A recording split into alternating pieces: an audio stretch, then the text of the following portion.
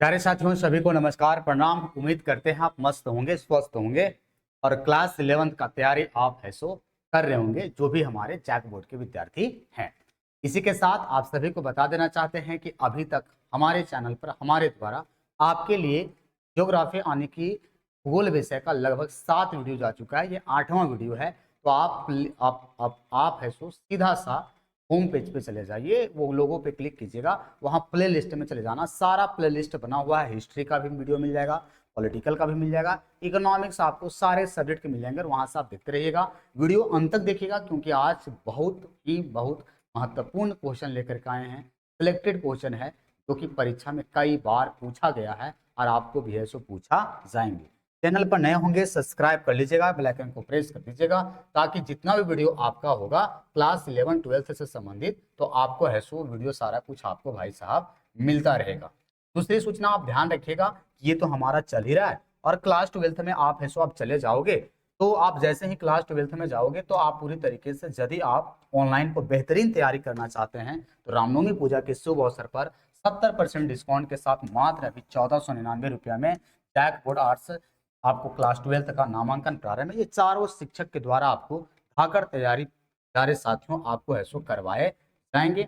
और ये जितने भी विषय लिखे हुए हैं, ये सारे विषय को आपको करवाया जाएगा। साल भर आप पढ़िएगा, टेस्ट इसमें मिलेगा, पीडीएफ सारा कुछ मिलेगा, सारा कुछ आपको अभी नहीं तो कभी नहीं, क्योंकि समय बीत जाएगा, मौका निकल जाएगा, फिर इसी कोर्स को आपको देने के लिए आपको 3000 रुपये देने पड़ेंगे। तो देर नहीं करें, जाएं और अपना हैसो बाय कर सकते हैं। साथ ही साथ यदि आप ऑफलाइन क्लास करना चाहिएगा पूरी तरीके से, तो आप ध्यान रखिएगा कि प्यारे साथियों, आप पूरी तरीके से है ना, हजारीबाग के आप बूढ़ा महादेव चौक नियर क्यूमेंस कॉलेज हजारीबाग में आप है सो ऑफलाइन क्लासेस भी कर सकते हैं, जहां सर्वोदय आर्ट्स क्लासेस के जानते हैं। चलिए अब सीधा सा सवाल पे आते हैं, क्योंकि और यदि आप चाह रहे होंगे कि जितना भी आपको ये क्वेश्चन, सेलेक्टेड क्वेश्चन या पीडीएफ अगर कुछ आपको चाहिए, यदि आप टेस्ट लगाना चाहते हैं, तो डिस्क्रिप्शन में आपको लिंक मिल जाएगा, वहां से आप सर्वोदय ऑनलाइन क्लासेस को डाउनलोड कर सकते हैं। वहां से आप टेस्ट भी दे सकते हैं और सारा कुछ आप कर भी सकते हो। पहला क्वेश्चन आज का प्यारा सा सवाल आया है कि जियोग्राफी शब्द किन दो शब्दों से मिलकर के बना है? जियो प्लस ग्राफ हो, जी ग्राफी, या जी ग्राफ हो, या जियोग्राफिया। आप सभी को पता होगा, उसे हम लोग है ना किसके नाम से जानते थे? तो जरा सा इसको है ना इंग्लिश देख लेते हैं। हमारा कहा गया जियो प्लस ग्राफोस, आने की ये जो हमारा वर्ड है ग्रीक वर्ड से बना है। आप सभी को पता होगा कि ग्रीक भाषा के जियो प्लस ग्राफोस से मिलकर के बनता था। जियो का मतलब अर्थ मतलब पृथ्वी, और ग्राफोस का मतलब होता था डिस्क्रिप्शन यानी वर्णन करना। और ये शब्द कौन दिए थे भाई साहब? तो ये शब्द कौन दिए थे? एरेटोस्थानिज के द्वारा है सो दिया गया था, जो कि ग्रीक विद्वान, इसीलिए इनको भूगोल का पिता, जन्मदाता या फिर पिता के नाम से हम लोग है सो जानते हैं। उम्मीद करते हैं कि वीडियो आपको अच्छा लग रहा होगा, सारे कुछ अच्छे लग रहे होंगे, क्योंकि है ना धाकर तैयारी आपको है सो करवाया जा रहा है। क्वेश्चन नंबर नेक्स्ट आ जाते हैं, भूगोल का पिता किसे कहा जाता है? प्यारा सा सवाल है, ध्यान रखिएगा। अभी मैंने जस्ट बताया था किसे कहा जाता है, एरेटोस्थानिज को। पैट्रिक रेडजिल, याद रखिएगा, क्लास 12 में हमारा लेक्चर आप अभी तक देख लिए होंगे। इसे है सो किस नाम से जाना जाता है? मानव भूगोल के पिता के नाम से जानते हैं, जबकि आधुनिक भूगोल का पिता हम लोग कहते हैं किसे? वान हम्बोल्ट के नाम से जानते हैं। चलिए आगे की ओर चलते हैं प्यारे बच्चा। निम्नलिखित में से कौन सा नदी भ्रंश घाटी से बहती है? मेरे शेर शेरनियों, आप सभी को पता है प्यारे बच्चे कि नदी घाटी, भ्रंश घाटी यानी कि फॉल्ट वैली के नाम से हम लोग कौन सा नदी बहता है? सोन, यमुना, लूनी या नर्मदा? तो करेक्ट उत्तर क्या हो जाएगा? नर्मदा। और याद करिए गुरुजी, एक और बतिया याद आ रहा है, क्या याद आ रहा है सर? ताप्ती नदी भी तो हमारा भ्रंश घाटी से होकर के बहती थी। और ये दो नदियों के बीच हमारे दो पर्वत स्थित हैं, जिसे भ्रंतुतस्व पर्वत के नाम से जानते हैं। उसको हम लोग फॉल्ट माउंटेन, जो कि विंध्याचल, और किसके नाम से जाना जाता है? सतपुड़ा पर्वत के नाम से जाना जाता है। वीडियो अच्छा लगेगा तो लाइक कमेंट करके जरूर जाइएगा, क्योंकि भैया आप ये जवाब क्वेश्चन करके जाना कि आपको नेक्स्ट वीडियो किस टॉपिक और कौन सा सब्जेक्ट पर आपको चाहिए। प्यारा सा सवाल आया है कि कौन सा नदी द्वारनदमुख यानी एस्चुरी बनाती है? सर ऑफलाइन क्लास वाले सारे विद्यार्थी को है ना कई तरीके से दिल से इस टॉपिक को पढ़ाया है कि ज्वारनदमुख यानी एस्चुरी उसको कहते हैं जो खली ढाल से नदियां गिरती है। सर पानी वहां पे है सो जिलेबी के आकार में गोल गोल काटता है, और उससे हमारा है ना सो अपना है सो बिजली का उत्पादन किया जाता है, जैसे कि नर्मदा, ताप्ती या दामोदर। और एक और ऑप्शन में क्या है गुरुजी? इनमें से सभी। तो हमारा ऑप्शन क्या हो जाएगा? नर्मदा।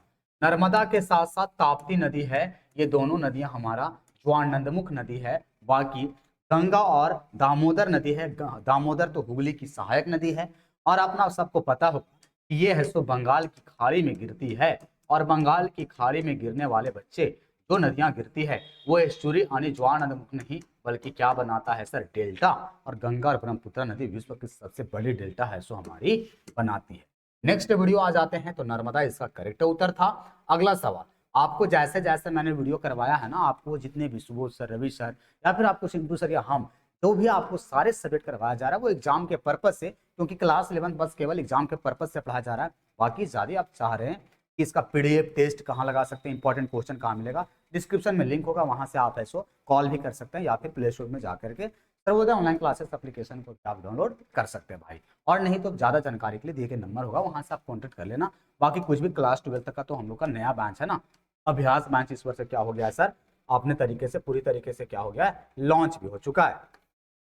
नेक्स्ट क्वेश्चन कहता है निम्नलिखित में से संकटग्रस्त प्रजातियां कौन सी है जो दूसरों को असुरक्षा दे, बाघ एवं शेर जिनकी संख्या अधिक हो, जिन प्रजातियों के लुप्त होने का खतरा हो। तो हम लोग पढ़े हुए थे ना संकटग्रस्त सर जी, कहिएगा गुरुजी याद आ रहा है कि जो प्रजातियां जो स्पेसीज होती थी जिनको खतरा होता था, जो कि लुप्त होने के खतरे होते थे, उनको हम लोग किस नाम से जानते थे, संकटग्रस्त प्रजाति। अब यहाँ पे आपको हम एक क्वेश्चन दे रहे हैं कि संकटग्रस्त प्रजातियों के लिए समझे रेड डाटा बुक एक प्रकाशन करती थी, उस संस्था का नाम क्या है जो संकटग्रस्त प्रजातियों के लिए रेड डाटा बुक का प्रकाशन किया जाता है, वो संस्था का नाम पूछा जाता है। आप कमेंट में जवाब दे देना, क्योंकि आपका कमेंट का हम है सो वेट करेंगे बच्चे।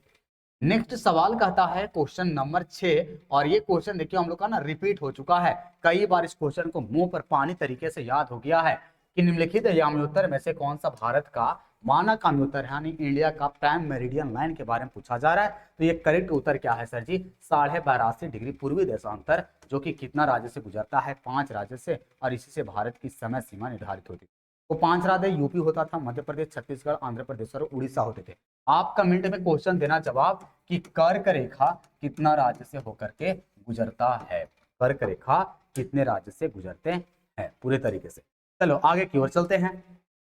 विश्व का सबसे गहरा महासागर कौन सा है, विश्व का सबसे गहरा महासागर हम सभी को पता है कि सबसे गहरा महासागर, सबसे बड़ा महासागर, सबसे बड़ा प्लेट हमारा प्रशांत महासागर है। और यहाँ पे यदि देता कि इस गहरे महासागर का डीपेस्ट पॉइंट का नाम क्या है, तो उसको हम लोग क्या कहते थे, उसे हम लोग है सो मेरियाना गर्त के नाम से जानते थे। इस गर्त के नाम से जानते थे भाई साहब, तो मेरियाना गर्त के नाम से बच्चे आपसे पूछा जा सकता है कि विश्व का सबसे ऊंचा चोटी, सबसे ऊंचे स्थान पृथ्वी पे कौन है, माउंट एवरेस्ट है। वही जबकि सबसे गहरा खाई का नाम क्या है, मेरियाना गर्त, और वो कहाँ पे स्थित है, प्रशांत महासागर में स्थित है। यदि आप देख रहे होंगे कि सर इतना अच्छा यदि आप क्लास 11 में पढ़ा रहे हैं, तो कहीं ना कहीं क्लास 12 का भी आप तैयारी करवाते होंगे। तो जी हाँ बच्चों, ध्यान रखिएगा, जुड़ना ना भूलेंगे पूरी तरीके से, क्योंकि अभी रामनवमी का आप सभी का ऑफर चल रहा है। और इस ऑफर में आप ध्यान रखे रहिएगा पूरी तरीके से कि यदि वीडियो आप बाद में भी देखिएगा तो आप दिए गए नंबर होंगे, कांटेक्ट कर लेना डिस्क्रिप्शन से। 20 मार्च से ही नया बैचेस का क्लासेस चल रहा है, जो कि लाइव क्लासेस के साथ साथ रिकॉर्डेड वीडियो ये आपको पड़ा रहेगा, कई बार देख सकते हैं। नामांकन आपका प्रारंभ है, नया बैच इस वर्ष के लिए नाम दिया गया है अभ्यास बैच 2026।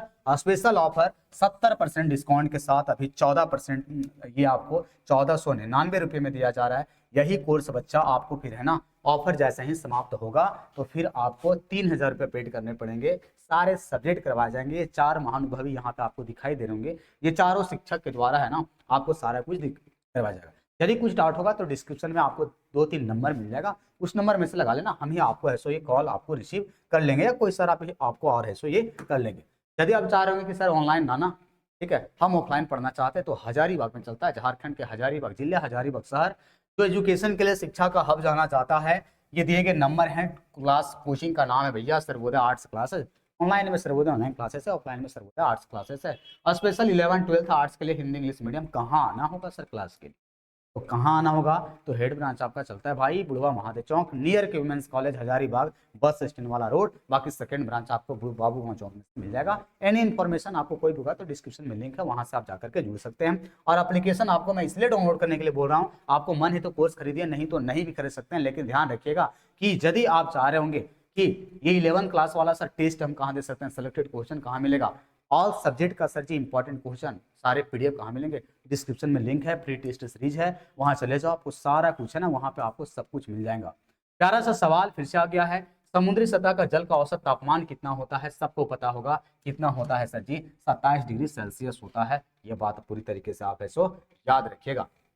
अगला सवाल 9वां नंबर कहता है, समझे, पराबैंगनी किरणों को निम्नलिखित में से कौन से गैसें अवशोषित कर लेती है सर, तो कौन से गैसें अवशोषित कर लेती थी पराबैंगनी किरणें को निम्नलिखित में कौन सी गैसें अवशोषित कर लेती है, तो ये हमारा कौन होता है सर जी, कार्बन डाइऑक्साइड।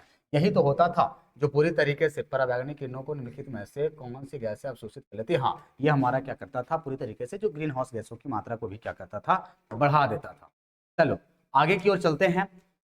वायुमंडल में ऑक्सीजन की मात्रा कितनी परसेंट होती है, तो आप सभी को पता होगा 78.08 हमारा नाइट्रोजन है जो सबसे ज्यादा है। सेकेंड हाईएस्ट कौन है सर जी, 20.95। आप कमेंट में देना जवाब कि वायुमंडल का तीसरा सर्वाधिक गैस कौन सा पाया जाता है, तीसरा सर्वाधिक गैस कौन सा पाया जाता है, उसका उत्तर आप जरूर से हमें बता करके जाना। जो धातु लोहा से होता है उसे क्या कहते हैं भैया, क्वेश्चन में ही उत्तर छुपल है, समझे, उसे क्या कहते हैं, लोह धातु के नाम से। हम लोग पढ़े ना धात्विक खनिज अधात्विक खनिज, सारा कुछ उसी से ये टॉपिक हम लोग को है ना दिया गया है बढ़ा करके। आगे थोड़ा सा क्वेश्चन को है ना हम जूम कर लेते हैं, क्योंकि आप सभी को पता होगा, क्योंकि ये हो सकता है आपको ना दिखाई दे जाए। निम्नलिखित में से कौन सी संख्या पृथ्वी की आयु को प्रदर्शित करता है, हम लोग पढ़ चुके हैं बालक। यहाँ टाइपिंग मिस्टेक है, इंग्लिश में 4.6 अरब वर्ष हो जाएगा, इसी को हम लोग है सो 460 करोड़ वर्ष भी बोल सकते हैं।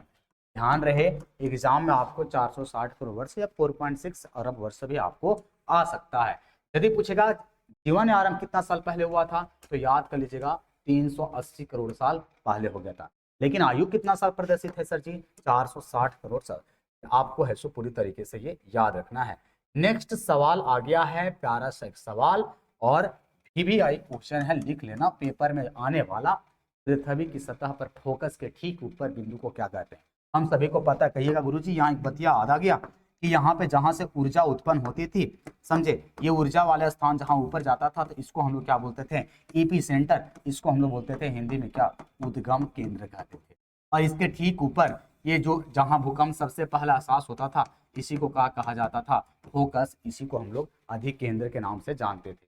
तो याद रहे फोकस किसके ऊपर ठीक होता है, तो फोकस पृथ्वी की सतह पर फोकस के ठीक ऊपर कौन सा होता है, तो इसको हम लोग क्या बोलते हैं, अधिक केंद्र के नाम से जानते हैं। आपको है सो हिंदी में याद रखना है सर जी, ठीक है। अगला सवाल क्वेश्चन, आपको यदि वीडियो अच्छा लग रहा होगा लाइक कमेंट शेयर करना ना भूलेंगे, क्योंकि आपको कौन सा वीडियो अगला सब्जेक्ट का चाहिए वो भी आप कमेंट करके जाना।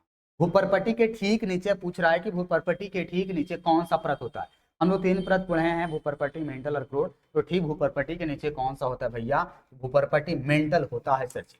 कौन सा होता है, मेंटल। मेंटल को हम लोग सियाल सीमा के नाम से जानते हैं, सिलिका प्लस मैग्नीशियम की मात्रा होती है। सियाल को ही हम लोग भूपर्पट्टी कहते हैं, सिलिका प्लस एल्युमिनियम होता है। क्रोड को हम लोग है सो नीफे कहते हैं, यानी कि इसी को हम लोग निकल प्लस फेरस के नाम से जानते हैं बच्चा।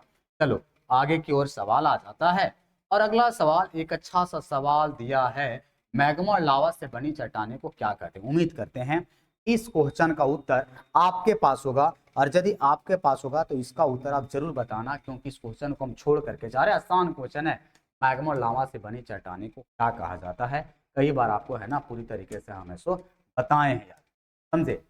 जितना भी है ना, जो भी आपको चाहिए कि सर और हमारा सब्जेक्ट हिस्ट्री, पॉलिटिकल, इकोनॉमिक्स आपका है so home science, sociology, Hindi, English का कहाँ मिलेगा, चैनल के लोगों पर क्लिक करो, वहाँ पे प्लेलिस्ट बना हुआ है सारा में आप चले जाना। 11th MCQ के होगा, आप वहाँ पे चले जाओ, सारा सब्जेक्ट का आप है ना सिलेक्टेड क्वेश्चन, इंपॉर्टेंट क्वेश्चन पूरी तरीके से VVI इंपॉर्टेंट क्वेश्चन आपको सारे शिक्षक पा रहे हैं, ठीक है। बाकी आपको चैनल पर सब्सक्राइब कर लेना। निम्नलिखित में से कौन सा कठोरतम खनिज है, टोपाज, टोपाज है, हीरा है, क्वार्टाज है, फेडरल है। तो हम लोग का जमते हैं कि कौन सा इसमें हो जाएगा हमारे लिए, कौन एक हीरा है।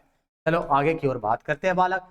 नेक्स्ट क्वेश्चन कहता है, स्थल रूप विकास किस अवस्था में अधोमुख कटाव करता है। अब देखो इसको है ना थोड़ा सा अंग्रेजी पढ़ना, वो हमारा है ना अच्छा देगा। In which of the following stage of the land form development is, समझे। उसके अलावा डाउनवर्ड यानी कि कटिंग, ये के बारे में बात कर रहा है कि स्थल रूप जो भी हमारा संरचना बनता है कौन सा अवस्था में अधोमुख कटाव करता है, तरुणावस्था, अंतिम प्रौढ़ावस्था। अब बताओ यार, नदियां जब ये हिमाचल कहीं भी ऊंचे क्षेत्र पर्वत से निकलेगा तो सबसे पहला कटाव करेगा, यानी तरुणावस्था। प्रौढ़ावस्था का मतलब होता है ना जब हम लोग है सो बुढ़ापे से थोड़ा सा नीचे होते हैं, ठीक है। प्रारंभिक प्रौढ़ावस्था का तो होगा नहीं, वृद्धावस्था में तो काटेगा ही नहीं नदियां, जैसे होता है ना बच्चा का बाल्यावस्था, जैसे अभी आप लोग है ना किशोरावस्था में, तो किशोरावस्था नदियां जो कटाव करती है ना उसी को हम लोग किशोरावस्था की उम्र में कटाव करते हैं, यानी उसी को हम लोग तरुणावस्था के नाम से भैया जानते हैं। अगला सवाल दिया है, अगला सवाल हमारा आ जाता है, और वो अगला सवाल है कि मरुस्थलीय क्षेत्रों में सबसे महत्वपूर्ण भू आकृतियां क्या हैं? घाटी, बालू स्तूप या काष्ठ प्रदेश या जलप्रपात। अब देखो, ये तो हम लोग का नदी के द्वारा बनाया जाता है, वी आकार का घाटी। बालू स्तूप आपको पता होगा कि ये मरुस्थलीय प्रदेश का आकार है सर जी, इसी से हम लोग का है ना सो बनता था क्या, ये लोहेस का मैदान भी बनता था। काष्ठ प्रदेश किसके द्वारा बनता है, आप याद रखे रहोगे, चूना पत्थर के द्वारा है सो ये बनता है। ये सारा टॉपिक हम लोग ऑफलाइन क्लास में है ना पूरी तरीके से नोट्स में कवर किए। जलप्रपात किसके द्वारा बनता है, नदी के द्वारा।